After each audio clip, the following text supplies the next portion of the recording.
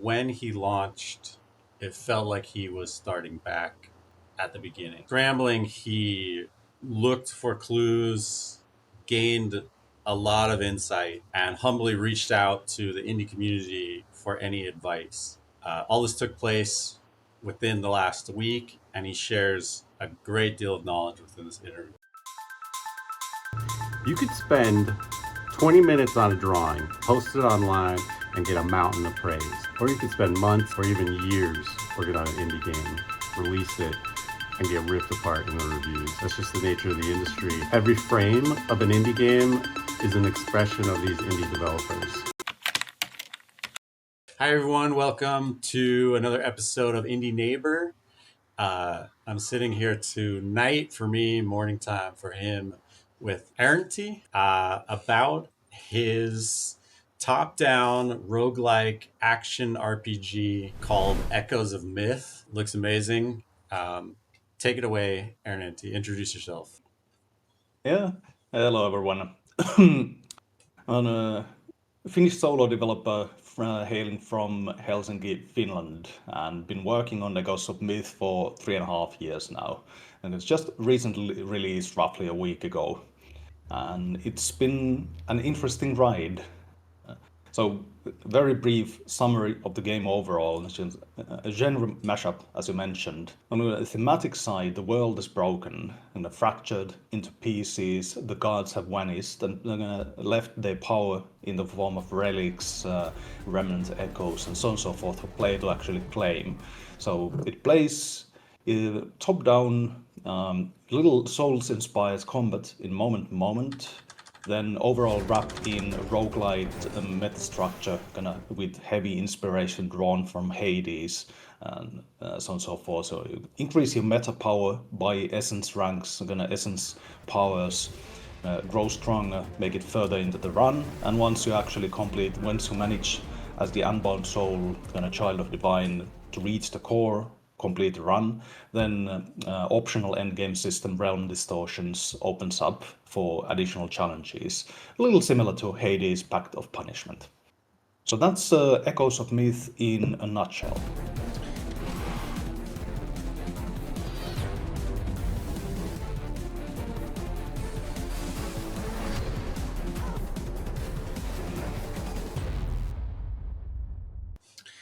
Um, Hades Pact or Punishment, is that another game? I'm not familiar with it. It's actually an optional endgame difficulty mode. So once you've completed the game once, then you get this option, essentially a list of different challenge modifiers that you can choose to add several ranks. And the more of those you have chosen and stacked upon each other, the harder the game is going to be. And it's called, I think it's, I saw some speedrunners or challenge runners running these kind of 42 heat runs, which means they're gonna essentially playing the game at the very maximum difficulty. So Echoes of Myth has similar mode, and the highest level achievement for the game completion is gonna with 30 round distortion, and I can tell you it gets quite tough. But obviously that's totally optional system and designed specifically so that I can provide freedom for kind of regular players to just ramp up their power, Mhm. and just for people with variety of different skill levels to have the game adapt to them via the kind of accumulation of the meta power, and still enable to people who want that higher skill expression a challenge to really continue challenging them. Not Yeah. quite without limit, but I tried personally as a developer. You Mhm. can imagine that you get very familiar with your own game. I tried a couple of times actually playing through at the absolute maximum RAM distortion level. It is very, very challenging. I tested out the demo because, yeah, it looks really interesting. It's really nicely done. Um, I am a huge Souls game player, and I am almost a non-existent roguelike player.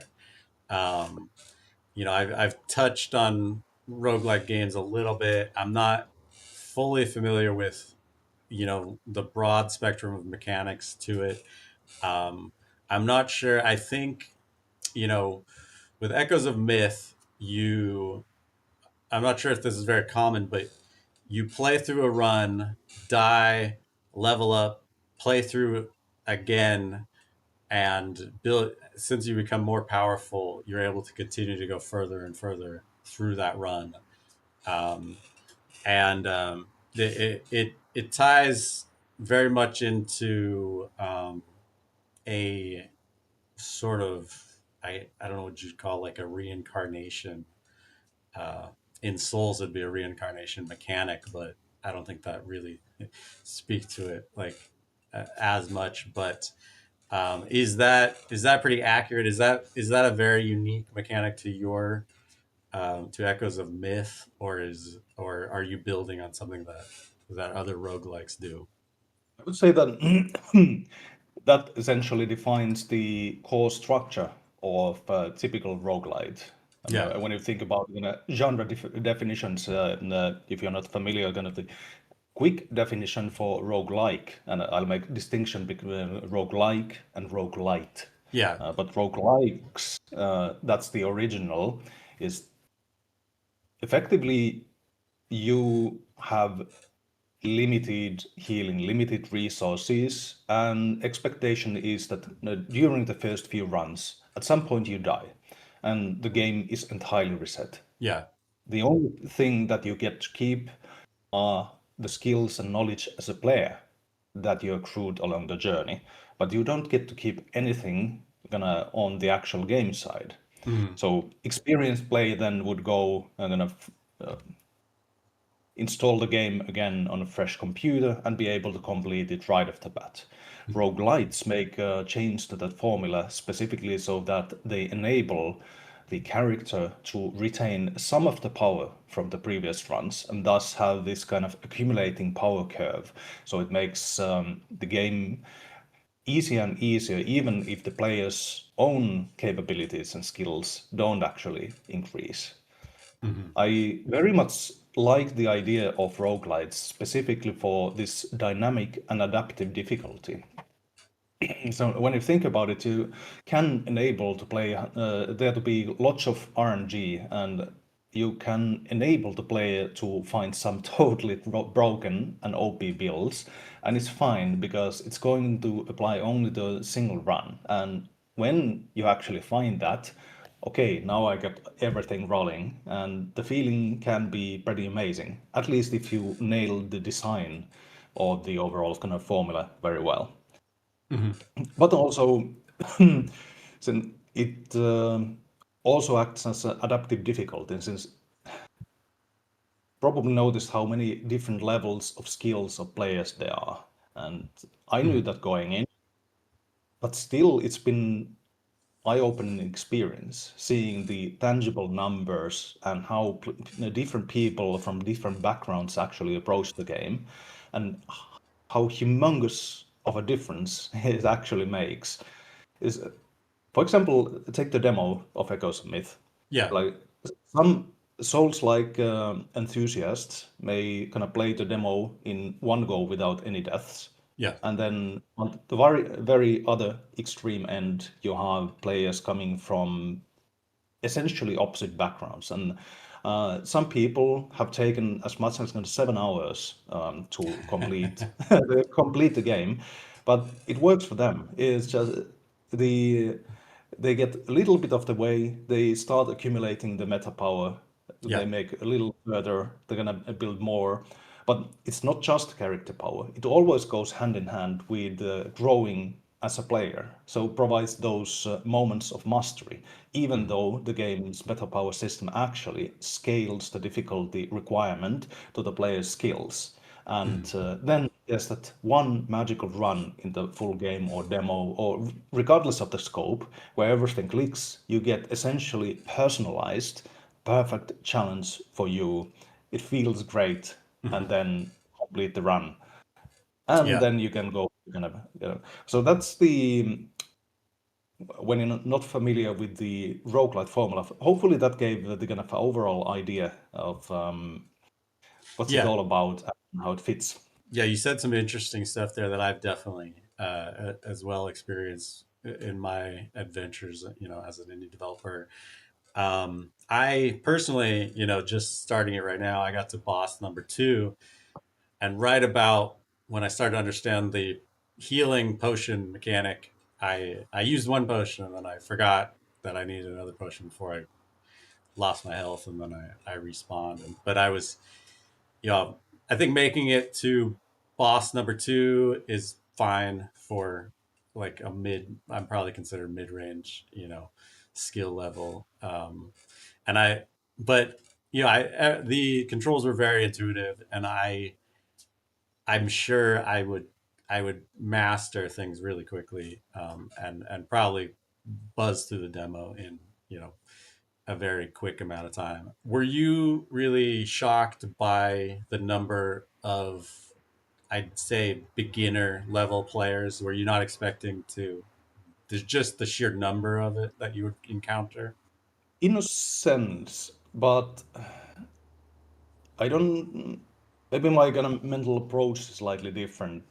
It's more like, okay, so I had previously somewhat incorrect idea of target audience, and new experiences, seeing the more players is okay. I simply need to adjust my approach somewhat. I've actually had yesterday a big conversation on Reddit going in a post-mortem style, kind of sharing experiences, Hmm. getting lots of good feedback kind of from people and ideas, because the launch definitely has not been perfect. And one of the issues that was actually going to raise that this combination specifically vis-a-vis difficulty of roguelites and ARPGs and kind of Souls-likes. It's like Souls-like players, they actually expect pretty high difficulty from the get-go.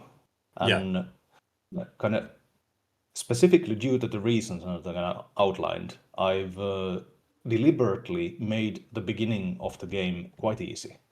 yeah, So mm, I think that actually is driving many of the people from more than a Souls-like background away, while they are exactly the people for whom the immediate combat feel probably is the most native.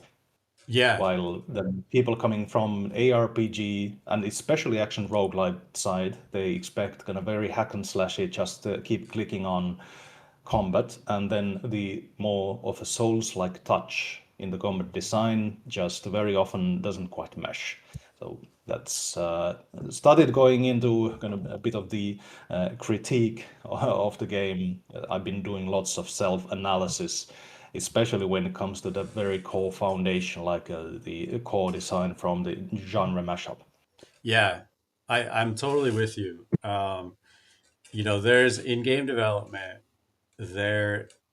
I mean, I want to say you're up against like what feels like 80% of really beginner players. And then you, as a developer and a passionate game designer, like a game player, are very advanced at video games. So this disconnect between understanding the majority of players and their skill level and your own, and then trying to find a balance. And again, you want to draw in as many players as possible, but at the end of the day, you're really trying to attract those passionate souls like players. Um, and so, but you had to make it easy for a lot of these beginner players, but then you're scaring away your passionate souls like players. And this balancing act, I'm totally with you on it. One of the ways I'd say that you do an interview like this and you just explain to people like, hey, I'm not making this game for super easy. I'm not trying to make this thing a hack and slash for button mashers. This is a sophisticated game. Just give it some time, play through the beginning stages of the game, and then you'll get to the really nice advanced levels that you're looking for. Once you level up a little bit.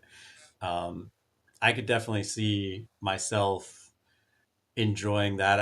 I definitely understand that in a game. And this game, to me, when I first look at it, it doesn't come across as a lazy button masher by any means. Like there's sophistication. I'd say even in just the small number of enemies that you encounter throughout the run. Um, they feel placed, like they feel designed, placed in a design sense, not just kind of programmatically unleashed. Um, Oh, yes, indeed. so yeah, it's a really interesting point. I I'm glad that you brought it up, and hopefully this video will help uh, people to understand that. Let's dive a little bit outside of gameplay and get a little bit more into the story. Can you speak to the story, and is this a very deep lore filled game? I would say that that was originally the plan, but I do have I think a 30-page story and world lore document, and there was also gonna plenty of outscoped stuff. Unfortunately, during the development cycle, I realized that I'm not up to the level as a writer that I would actually require. And personally, I find very little more irritating than large volumes of low quality or kind of average, nonsensical, spoon fed kind of Yeah, lore dump yeah, and so on and so forth. So I yeah. very deliberately actually avoided doing that. So, of course, there is lots of thinking into the world, and then the broken world. Well, there is the core mystery of why has the world broken? What's this all about? The mysterious faint whisper, clearly a god of some sort, who is the player character's mother, and the player being essentially a blank canvas in a sense, and wondering what's going on as well. So you start kind of figuring out, meeting some minor gods along the way, usually in some hostile fashion, getting to know the few NPCs in the sanctuary hub to which player returns every time after death. Hmm. And maybe for the people who are more interested, then there are trickles of background lore information actually spread around the game in these memory echoes, where you can notice certain kind of effect and read a single line echo, which is a single thought from some creature of that area or some person of that area from before the fracture happened. So I won't spoil the um, overall twist, but I would say that overall there were heavy inspirations from Hades, and I searched for lots of different ideas how to approach the game thematically, but then the broken world seemed to mesh very well with my approach to the development overall, and then the kind of inversion of Hades' theme of the gods being ever present and helping you all the time. So the gods have actually vanished, and it's more of the player to go find and grab and use those cards kind of left behind Bawa. I think you're right on point there. You're not trying to make a a cheap pulp novel fantasy type of thing. You're making a video game, so you're sticking to the video game. But I think that things will evolve and have evolved into what feels like a cohesive world. Um, That is very much been my aim. And maybe additionally to so when you think about what kinds of dialogues and kind of story side content there is in the game, it's not a huge amount. You get the intro dialogue that kind of serves two purposes. On the other hand, to provide the immediate goal to the player, kind of tell a little bit of how to mentally approach the world, like it's broken, healing is limited, and for example, help understand that kind of very foundational that avoiding hits would be good.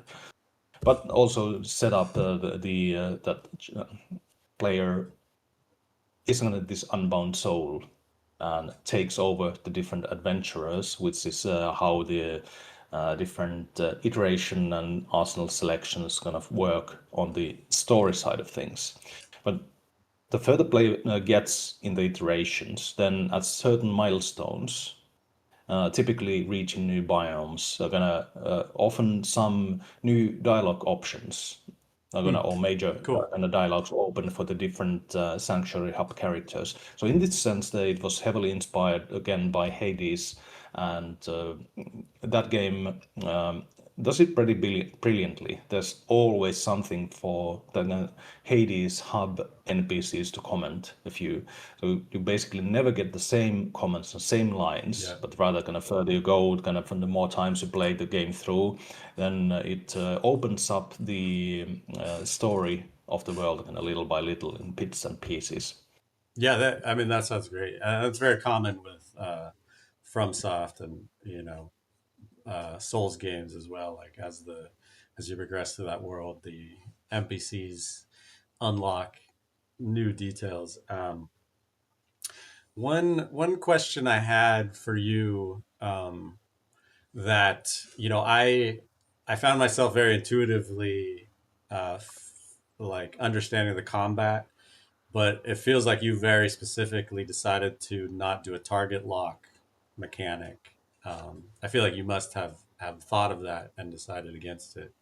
In a sense, I didn't find it that necessary for Yeah. the game. It there is a kind of built-in auto aim functionality, especially when you're playing with the gamepad, but also when you're using a keyboard and mouse is enabled by default. So as long as you have roughly the right direction, then the variety of different attacks and spells are automatically targeted towards the enemy kind of closest or kind of most fittingly in that direction. And at the very least, personally, and based on player feedback, and getting that system to work well enough, basically obviated the need for more explicit target lock and thus kept the overall control scheme and systems a little bit simpler. Yeah, I again, I felt it. I felt myself, very intuitively falling into kind of combos with the current controls. There's a really nice um, sort of warm up to enemy attacks. It's very clear where you need to dodge, and I picked up on that right away. Um, so I enjoyed that. I want to ask, I'm a I don't play a lot of top down, but I play a lot of Heroes of the Storm. Um, and so I look at this and I really feel that MOBA inspiration, or maybe a Warcraft type thing. But what other games would you say kind of inspired you in for this genre? That's actually not exactly a short list, but Yeah. to mention some of the primary ones from that genre, like the first ones that obviously pop to mind, the Diablo series, Mm, Path of Exile, yeah. and Last Epoch, but primarily Diablo series. Yeah. That's one of the game series that historically I spent the most time playing, and I'm quite familiar with every single one of the installments, with the exception of the latest ones. Cool. But and it was actually the original idea for the overall game's design. Just there must be a way to combine Diablo with Dark Souls. Yeah. That was the approach. Yeah. That was going to be my next question. Is I'm wondering, how where are you taking Diablo? You're inspired by these other games, and then how are you building on top of them? And I think you answered that with you wanted to bring a Souls like mechanic to this. Is that the main thing that you're building on, or is there other aspects to it than the Souls like? I can tell you there were quite a few pivots along the way. Oh I yeah. think well, I lost count at some point, and then I think depending on what how significant changes count as pivots, but kind of 5 to 7 or even 8 during development kind of journey Hmm. overall. So The very original starting point was basically a kind of Diablo, and but with more of a Souls-like, more deliberate, that tactical combat and telegraphs and the different factors that you kind of mentioned that I personally enjoy about Souls-like, and I think kind of Souls-like fans overall find those kind of to be really nice. But Yeah, also the original idea was to make it more in the kind of meta structure of narrative RPG. But I very quickly, as a solo developer, noticed that okay, this is not gonna fly. That much bespoke content, and I just don't have the capabilities for it. Then went through. Oops, it's my usual wake up call. yeah, yeah, no problem. But when I think next variation was more utilizing Diablo procedurally generated Rift style. And there were a couple of other pivots that I considered before actually encountering that actually action roguelike structure would make perfect sense. And that was an unlock combined with dropping the traditional RPG classes entirely at one point, untangling the different skills from each other, and then building a kind of variety of different those infusions and other things to build synergies between different skills and truly unlock the kind of build craft. So that was those were some of the major moments in the design evolution. You're speaking my language. You know, when you I don't I'm not typically drawn to roguelikes. Roguelite is probably more my genre, but even those, but when you say you wanted to bring the Souls like to it, that's why I really wanted to pick up this demo, and I was just playing it. And I feel like I could dig into a lot, but I want to talk more. I want to shift gears, and I want to talk about you and your background because that's more, what these interviews. I like to go over the game, and then I like to interview you and find out more about your background. So you're currently located in Finland, and I want to say, is this your full time job right now, or do you do something like, what's your backstory or the beginning of it? Yeah, currently for the past year and plus, I've been kind of full time on Mhm. this, but I've had very significant crises of faith regarding the game and big breaks, so it has not really amounted to full time, not even close. Yeah. So it's more of a on and off thing. But prior to that, kind of for the most part of the game's overall kind of 3.5 year development cycle, it was just a traditional full-time IT architect job and working on the game in a spare time during vacations and so on and so forth. I'm not sure the ID part or what exactly you're referring to. Can you explain that a little bit?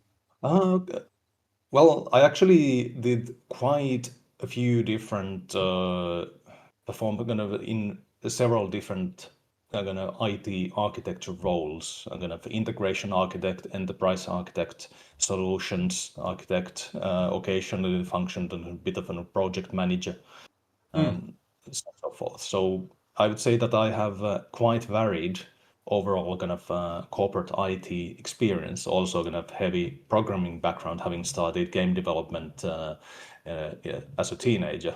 My father, kind of, after trying several years, finally got me interested in programming when, and there was that realization that is, I think, very common to game devs, hmm. that kind of we've all played games and at some point, hey, I could actually create some myself. And Cool. it Yeah. started with kind of Visual Basic 5 and then Visual Basic 6 and kind of graduated to C, kind of self-learned C and C++, and at one point created kind of a simple 3D engine of my own and kind of some previous projects and plenty of small projects kind of before this. Yeah. Yeah. So I want to ask what age around then? So your father was like trying to get you into programming at like age 10. You're like pushing him away. Nah, that's boring. Nah, nah, Yeah. nah. And then by like you said, like age 15 or 16, finally you're like, wait a minute, you mean I could like make video games with this? Was that around the age you did? I think roughly correct. Like, a tiny bit earlier, but kind of roughly around there. Yeah, yeah.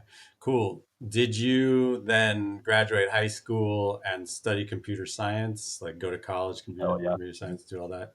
yeah. Um, It's nice that it set a very clear kind of future expectation for me mhm. that when I once I really started getting into the programming, kind of created several different Visual Basic kind of based games and kind of got the beginnings of C kind of learned and starting really seeing results and hey, I made that feeling. Yeah. Then okay, IT is the way, and I basically at the kind of high school, universities, and going to work and getting to kind of IT senior level, blah blah blah, effectively mapped out. Hmm. So, Hmm. so although previously I haven't all the my kind of day jobs have not been gaming adjacent in any way, Mm. but still it's the learning in many ways is similar, and the game dev has been one of the constants as more of a hobby all the way through. Yeah, yeah. I, I've worked in games. I worked at a lot of game studios and stuff, and I'll tell you, what you're doing is like a good path. Like it's kind of nice to keep the two things separate. Um, the world of team and funded game development on a on a big budget style is it's a lot different, and it's just a job. It's not like end of day. It's nothing like making your own games. You'd probably you'd know that really quickly. Um, I can easily imagine that based on kind of my corporate experience and yeah, running and participating in large projects. So the dynamics of how people, teams, and large organizations end up working, yeah. I've been going to bear on many similarities, regardless of the specific domain. Did you like how many did you push through them in any of these previous games and projects to release? Like how many games have you released before this one? That kind of depends on definition, but of the ones that I would consider proper game projects, only one before. Yeah, That was during the university years, a top-down space platform shooter called On the Edge, yeah, and it's actually still available. Just a few days ago, the kind of went back with rose-tinted glasses, did a let's play of it as the developer and uploaded it on my YouTube channel. So yeah. that was with a few university friends and released as freeware, but not on real any platform.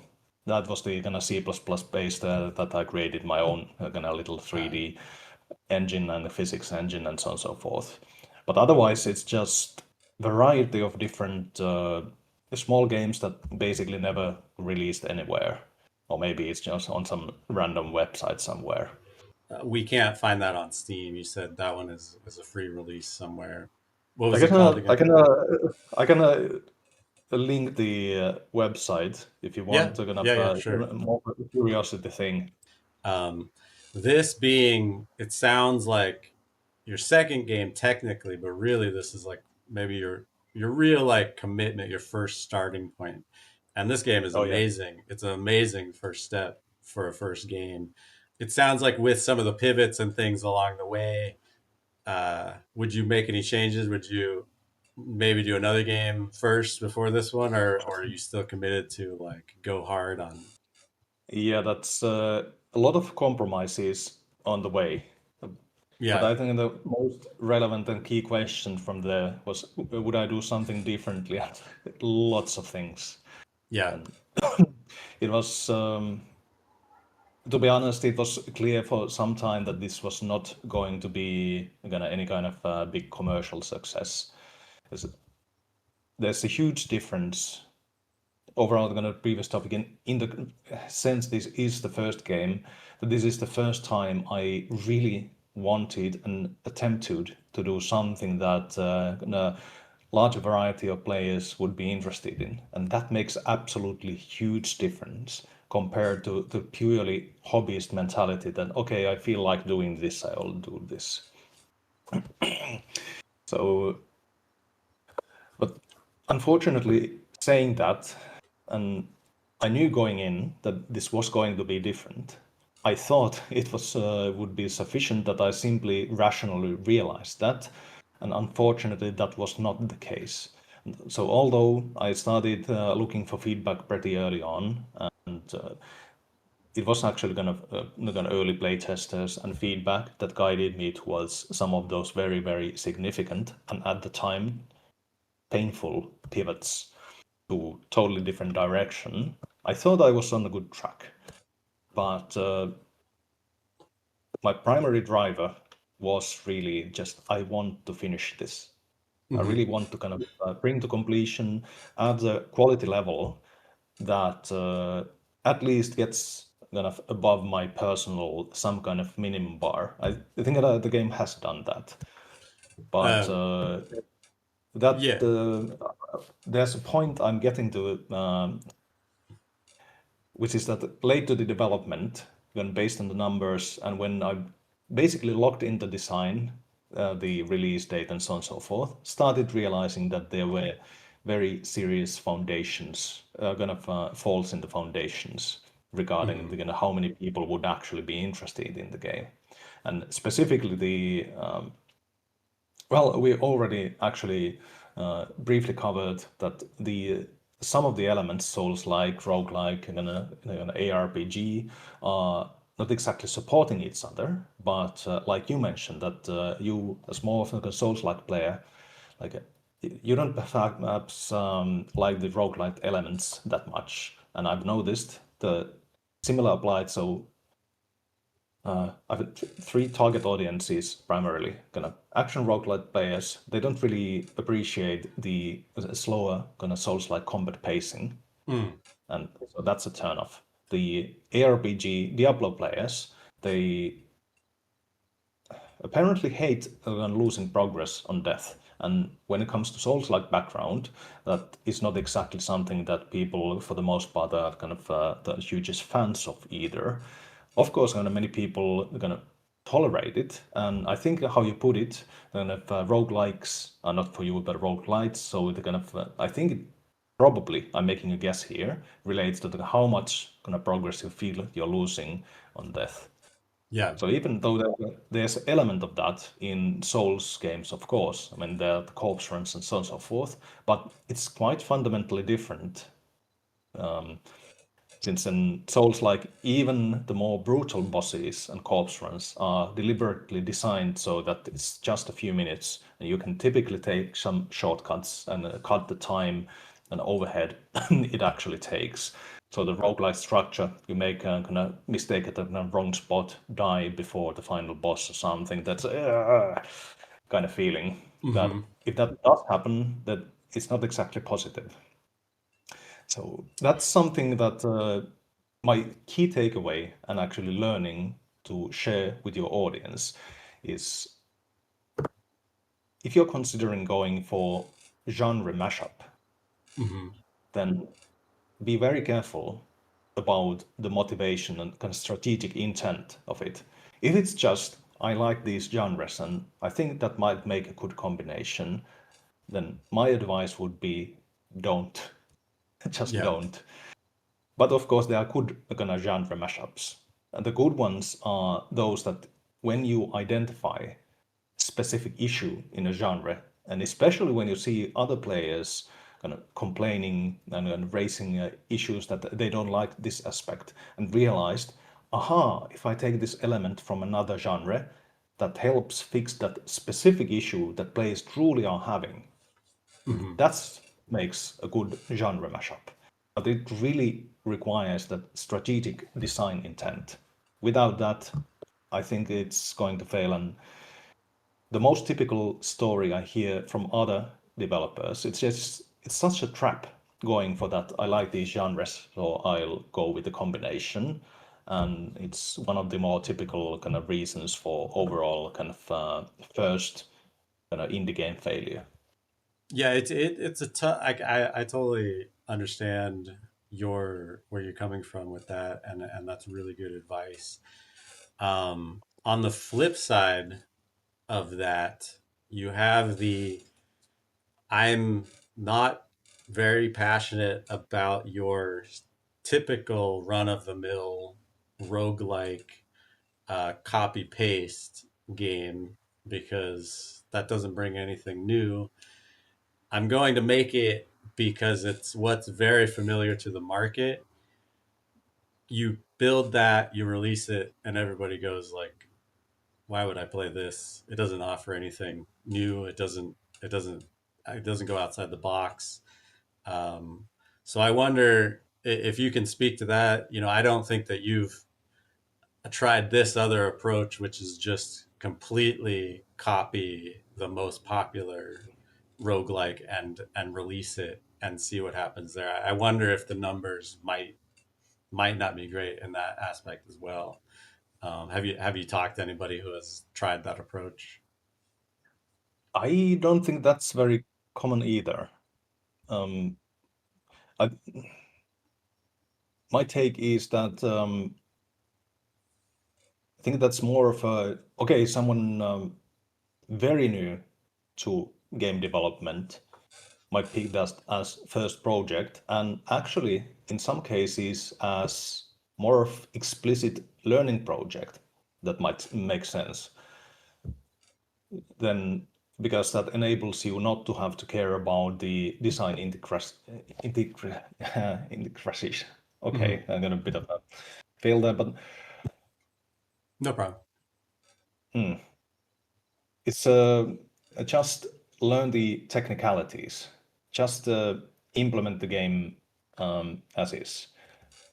But this we by default kind of creative people want to go for something new. So I think that kind of genre mashup doing something that is too new, too different is more commonly an issue than just going for too much of a clone. But I think the true, the best ideal approaches would be a little bit on the veins of, for example, you probably are familiar with Jonas Tyroller's podcasts. And I like his emphasis that, okay, there's this traditional view for kind of formula in a sense, but not exactly, that take the game but add some kind of mechanical twist. But his point was that many indie developers get actually a little over index specifically on that point.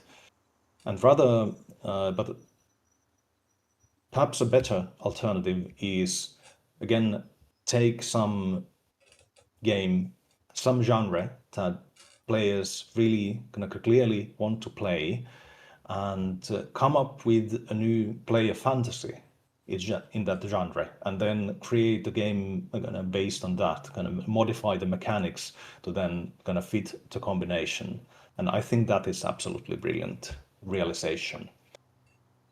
When you think about some totally different genres of games, taking the kind of popular simulators and garbage truck simulator or something like that, Mm-hmm. then it's just there is no specific hook. It's the game and its name is because it hasn't been done before. It is that specific play fantasy that if the kind of obviously most players probably are not going to wanting to try that, but there clearly are sufficient numbers of players interested in, oh, this is something I've never tried before and I want to try that. I want to play, and gonna some people get some more kicks out of it. So that is a game that has a very very strong player fantasy. It's just in a very very different way compared to how I think game devs typically think of the term and the phrase. I think what you're saying is that there's a market if you're appealing towards the sort of blatant that's just something new and different. There's a market just for that, and you have to fully play to that market if that's going to be your approach. Is that kind of what Uh, you're saying? I would more detail in that it's important to have play fantasy that has not been done before, or at least not hasn't already kind of blown up in a big way previously. And maybe I picked something of an extreme example, but let's taking back to roguelites and kind of strong player fantasies. Hades is again a prime example. I'm just absolutely in awe in how great of a kind of player fantasy they managed to serve, kind of playing as the son of Hades, and how that kind of primary role of the player, you have very clear intent on what you're doing, who you are. It seems such a cool role. It's a kind of immediately when you hear about that, it makes you jump into, yes, I want to experience that. And it syncs with every single other element of the game, the narrative side, the combat, the overall kind of structure of the game, absolutely everything. I think that kind of Hades is in this player fantasy thinking, basically primary example. Most games are more gonna fall somewhere between kind of zero player fantasy and kind of absolute masterpiece like Hades. But the good games very often tend to have this kind of strong element of it.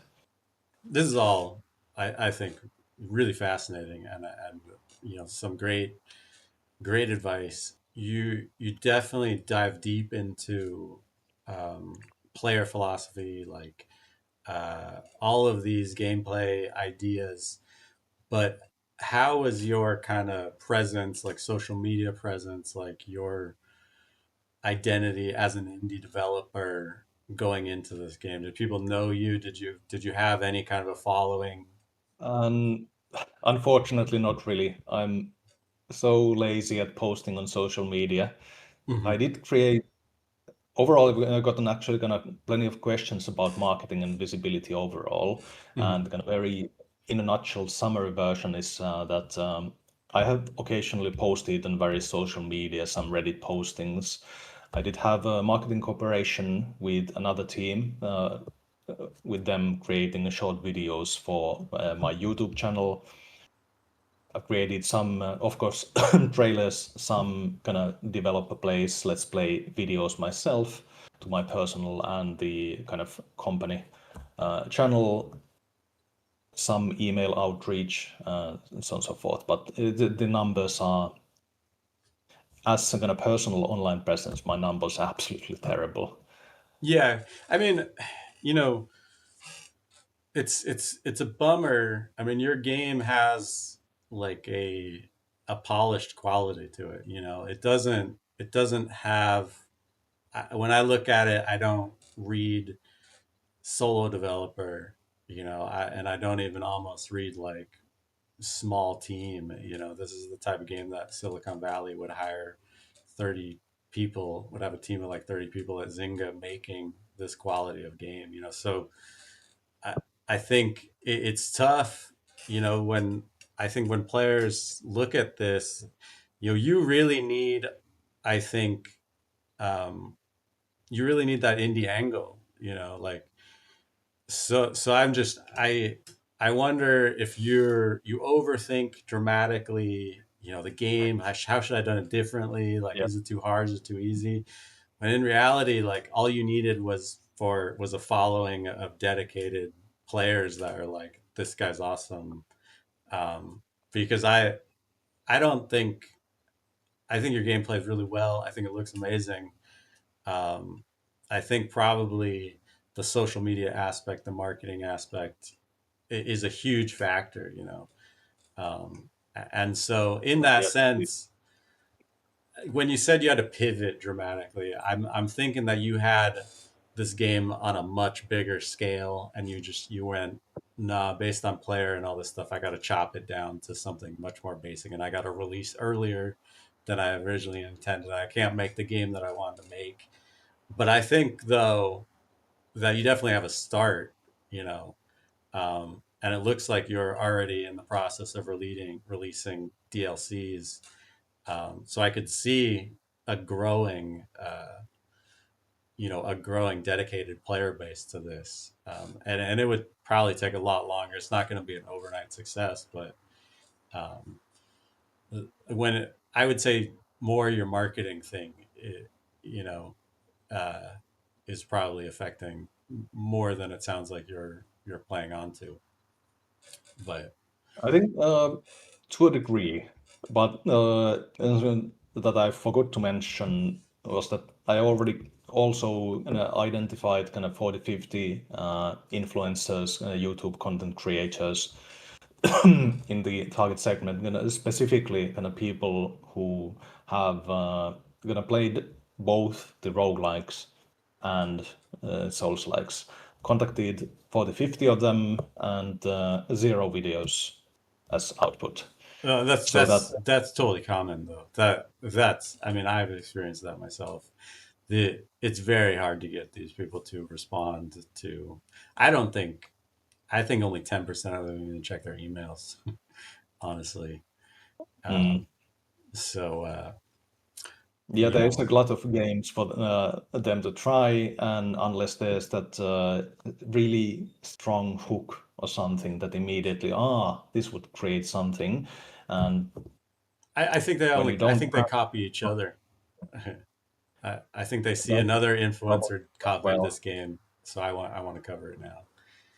Um, Yeah, getting started then is really the key. yeah, yeah, and you know, I think it's slow.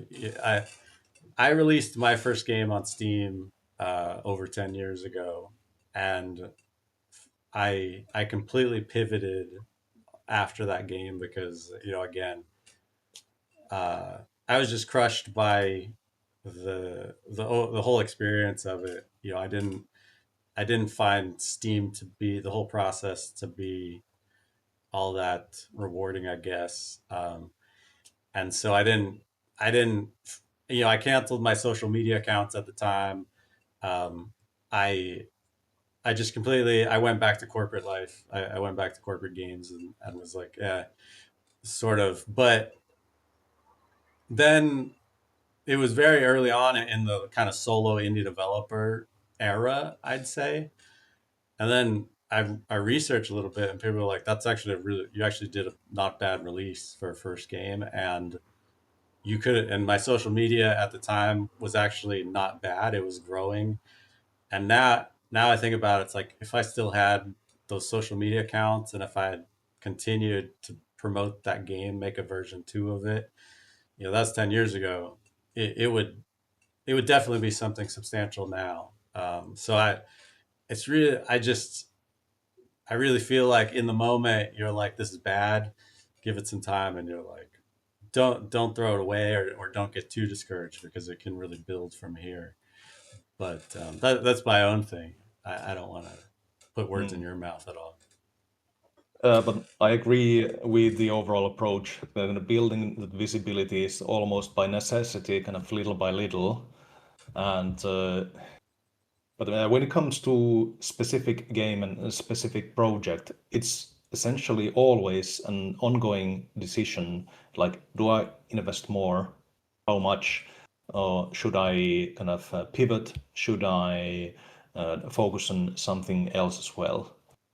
I Yeah, know that it's very typical for especially kind of new first-time indie developers, kind of first even finalizing a project. And very often the kind of key concern there being having kind of small enough scope to do it.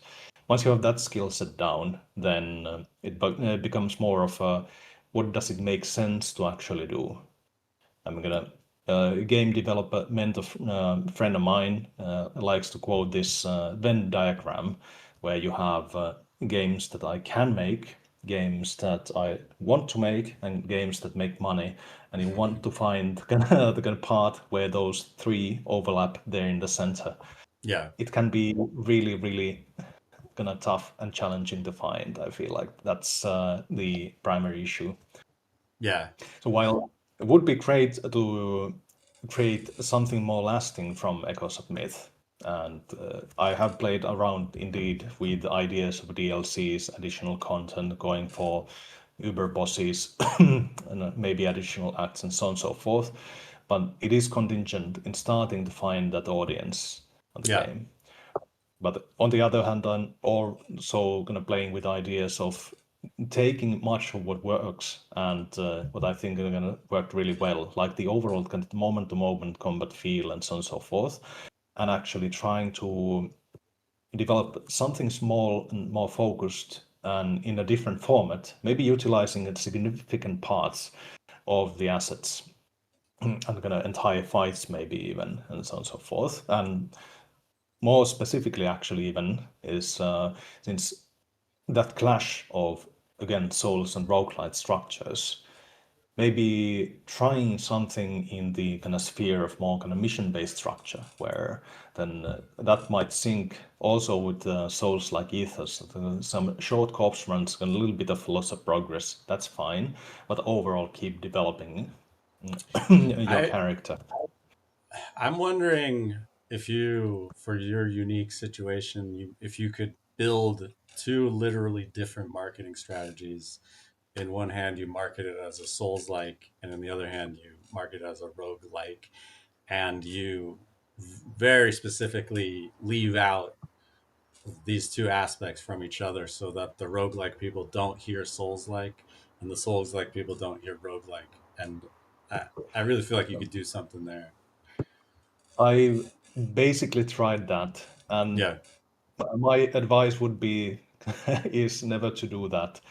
Yeah. And the specific reason is that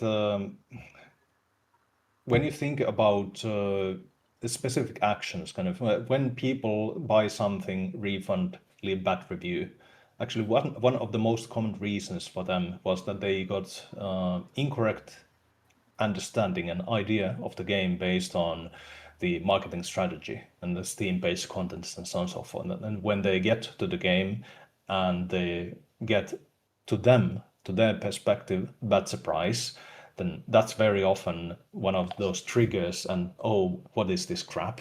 And refund, bad review, kind of and just blame the game and developer. And in a sense, makes total sense. I've had kind of personally those experiences when purely as a gamer, I got totally incorrect understanding, and I do get somewhat miffed when Mm. the reality of the game turns out to be something very different than I thought it was. Yeah. So Yeah. I think it's extremely important that your marketing strategy and the idea that it gonna gives to gamers of the game is as close to reality of the game's kind of felt experience as possible. Of course, in a positive light, but Mhm. it needs to really mesh. Yeah. I I mean, like, I think that that's a really good point, and I totally agree with you. Do not sell people or market things that the game is not. But me personally, if I played a Souls like game and then I realized that it had roguelike elements to it, I would never. I'd be like, why didn't you tell me there was roguelike in this? I mean, I feel like Souls like games have a roguelike structure. From what you described, I'm not a huge roguelike player, but roguelike is kind of a restarting the level, building up on your uh, character build, and then moving forward, and a lot of repetition throughout the game. So I think people could define a lot of Souls like games as roguelike. Um, but you that's a really good point, and I'm not going to argue with that at all. Like, market the game, make sure people are very clear on what they're getting, um, so they're not disappointed or they're not that this and that. But um, Actually, brings to mind one of the more hard learnings for me during the project has been being much more aware of what expectations gamers have for specific genres. And like how you describe roguelikes, for someone who is not actually very familiar with the genre, like that makes total sense. yeah. But then when you take, even when it comes to Souls likes, I think people have different understandings and some different emphasis on, okay, these are the elements that make Souls-like. And then for roguelike fans, then the elements that they would feel are actually kind of fundamental and create the experience are very different, probably, compared to what you listed.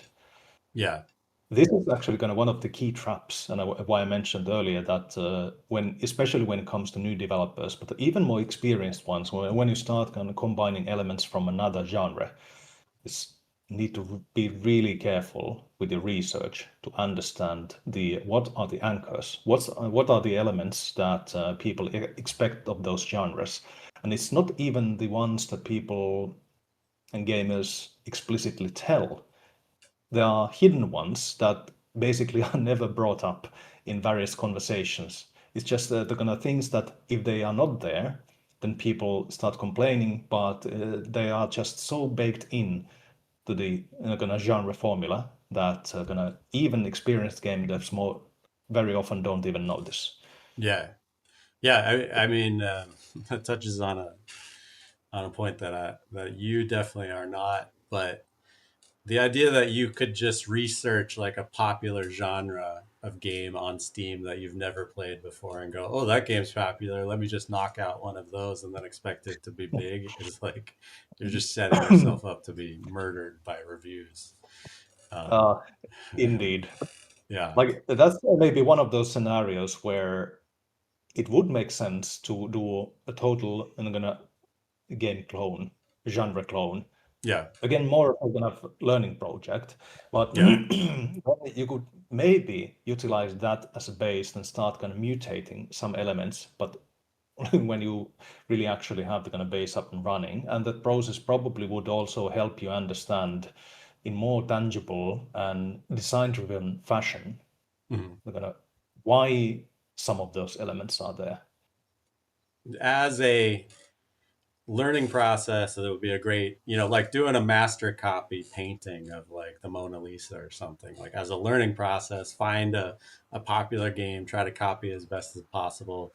In the process, you'll learn a lot about it, and possibly it could be a hit. Probably not, but it would be a good start for a developer.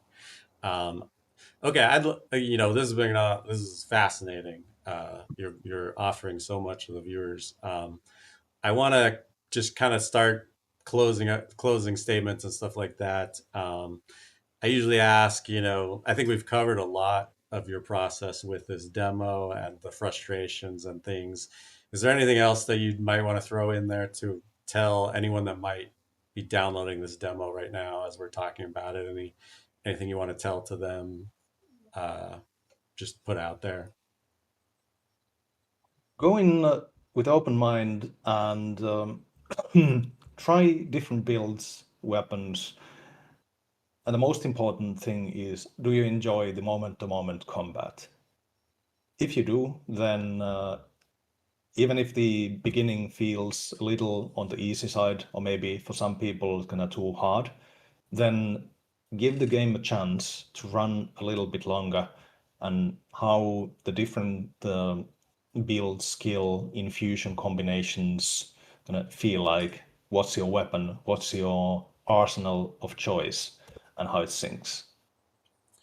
The Uh, game gets for the people, and especially for the game people looking for challenge and more complexity, it ramps up pretty significantly towards the end of the game. awesome. With that, I think we'll wrap this up. This has been a really insightful talk with Errantti. Did I say that right? Repeat it for me so I don't screw it But up again. yeah, It's good. Uh, that was actually a perfect, I would say, gonna American gonna phrasing. The Finnish one, Errantti. I don't thank you, really thank you. expect Yeah, that was perfect. people to nail that. But yeah, About it's been an amazing conversation. Gonna thank you, thank you very much for the invite. thank you. Yeah, about his game, Echoes of Myth. Go get the demo on Steam. It looks great. And if you like these videos, make sure to leave a like and check out some of my other interviews. Thank you.